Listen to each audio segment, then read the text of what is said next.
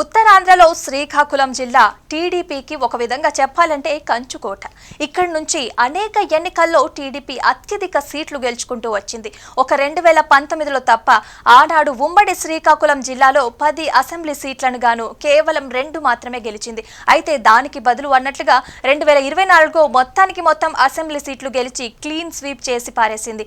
అయితే ఇంత పెద్ద విజయం కట్టబెట్టిన గతంలో కూడా టీడీపీని గెలిపించిన అత్యంత వెనుకబడిన శ్రీకాకుళం జిల్లాలో టీడీపీ చేసిందేమిటని వైసీపీ నేతలు తరచూ ప్రశ్నిస్తూ వస్తున్నారు. 2014 నుంచి చూసుకుంటే విభజన హామీలలో కూడా ఏవి కూడా శ్రీకాకుళానికి అమలు కాలేదని, ఏ ఒక్క ప్రాజెక్టు కూడా దక్కలేదని అంటూ ఘాటుగానే కామెంట్స్ చేసేవాళ్ళు. ఇక చూస్తే శ్రీకాకుళం జిల్లాలో వైసీపీ సీనియర్ నేత మాజీ మంత్రి ధర్మాన ప్రసాదరావు అయితే టీడీపీ మీద ఇదే తీరున విమర్శించేవారు.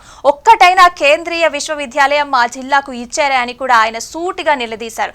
అయితే ఇప్పుడు ఆయనకి కానీ ఏ ఇతర వైసీపీ నేతలకు కానీ ఏమాత్రం ఛాన్స్ ఇచ్చే సీన్ లేకుండా కూటమి ప్రభుత్వం ఆ లోటుని తీర్చేసింది. జిల్లాకు చిరకాలంగా రాని ఒక మంచి ప్రాజెక్ట్ ని తీసుకువచ్చి ఖుషి చేసింది.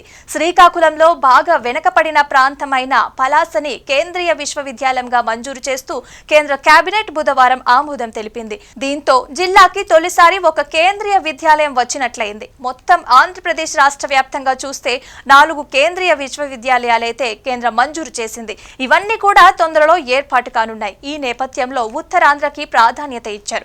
అందులో కూడా శ్రీకాకుళం జిల్లా పలాస ప్రాంతానికి కేంద్రీయ విద్యాలయం దక్కడం పట్ల హర్షం వ్యక్తమవుతోంది. అయితే రానున్న రోజులలో ఈ కేంద్రీయ విద్యాలయం కోసం పెద్ద ఎత్తున నిధులు కూడా మంజూరు కానున్నాయి. దాంతో ఈ జిల్లా అభివృద్ధి చెందడం ఖాయమని కూటమి నేతలు అంటున్నారు.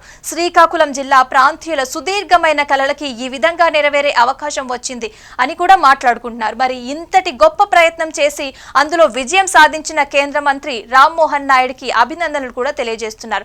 కేంద్ర మంత్రిగా ఆయన చెప్పుకునే విధంగా మంచి పని జరిగిందని కూడా మాట్లాడుకుంటున్నారు.